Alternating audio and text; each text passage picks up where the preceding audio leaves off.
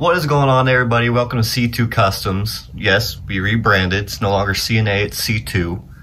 My name is Tayson. Today we're out here in the shed, and it's a very exciting day, and let me tell you why.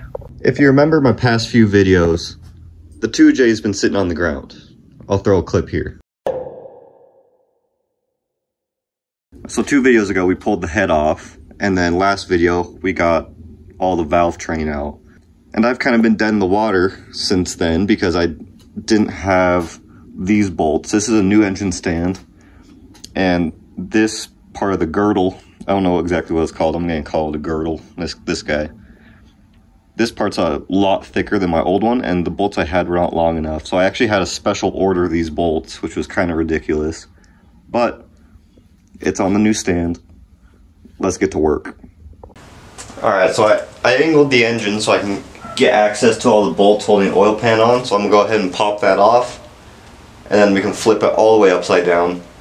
I just want to get that oil pan off first because I'm sure there's going to be a little bit of oil in it, and I don't want that just going through the block and making a huge mess.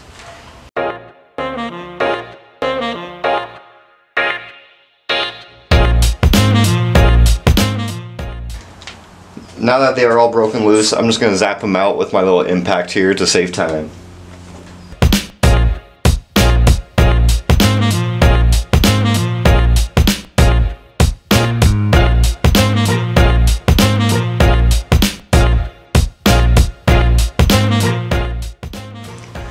Now with all the bolts removed, there's still a silicone gasket holding the pan on, and a lot of people will just jam a pry bar or a screwdriver in there. I don't like to do that because you can damage it. So what I do is I just use an old knife and I run it along the edge to kind of cut that seal, and then it comes off a lot easier.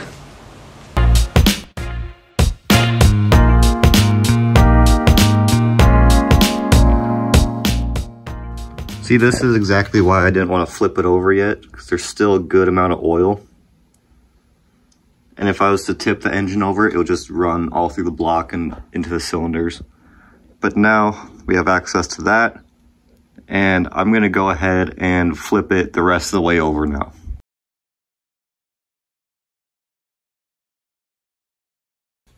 With the engine flipped over, I'm going to start by removing the oil pickup with the strainer, and then this baffle that kind of sits between the oil pan and the crank, which is down in there. Once I get all that off, I can start working on this big girdle, pulling all these bolts off, and then at that point we'll have full access to the crankshaft and the pistons.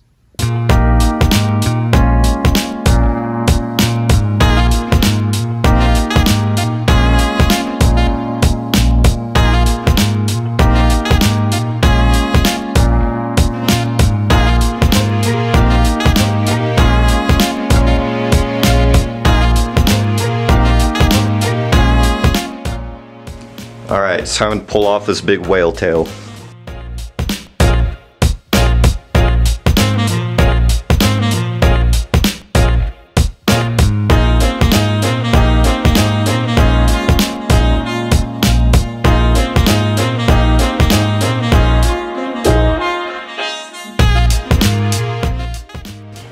Alright, so I'm pretty confident that all the bolts are out, so I'm assuming I'm going to have to break the silicone gasket. So let's see what I can do.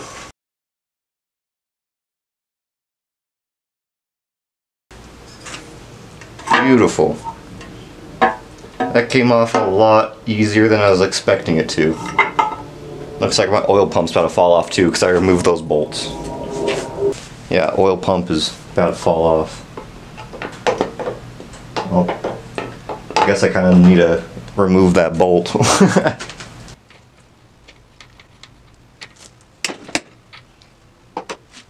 Beautiful. Now with the big whale tail, or the big girdle, I don't know exactly what that's called. It's like the upper oil pan, I guess.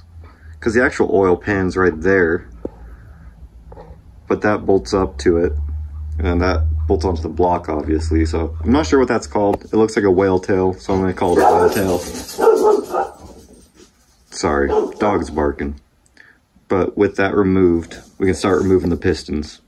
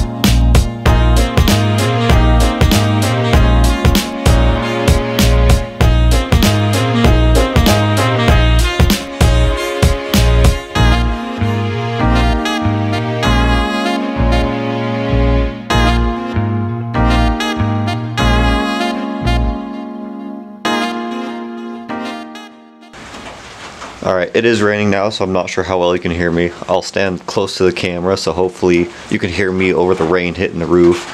But at this point, I should be ready to start pulling off these main bolts here. And I'm going to do them in a certain sequence. I'm going to hit the edges, loosen them all, corner turn, and then just work my way in evenly to hopefully not break anything or whatever. But I'm going to go ahead and start doing that. My camera is on low battery because it's cold out here, and so it's probably going to die pretty quick, but we will see what happens.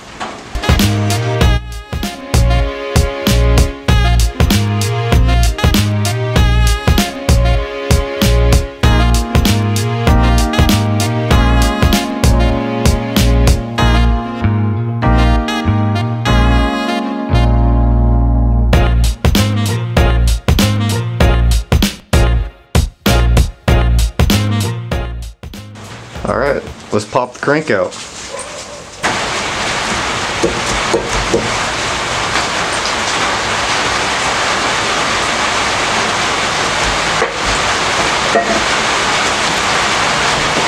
The crank is out. Pulled all the bearings off. They actually look really good.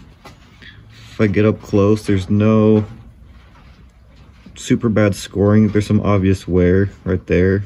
You can kind of see if I get the right angle. But I was told this engine has 180,000 miles on it, and I think it all looks pretty good. So I'm just gonna go through. There's a few bolts, a few studs I just gotta pull out, and then this will be off to the machine shop with the head. So this might be the last 2J video for a little bit until A, I get the money to send this to a machine shop, and B, get the work done and get it back, start buying parts and putting this back together. Well, I've been standing here for about 5 minutes waiting for the rain to recede a little bit so that I can do an outro and you guys can actually hear me. It's still raining, but I'm gonna give it my best shot. If anything, I'll just crank the volume. So,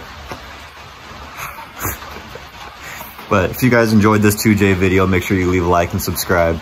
Like I said, I've got to get some money, send this to a machine shop, and I've got to start ordering all the parts so we can put it back together. So there might be a small hiatus from 2J videos. However, I did just get my welding set up here behind me, all ready to go. And so I think as soon as I outro this video, I'm going to start a new welding video.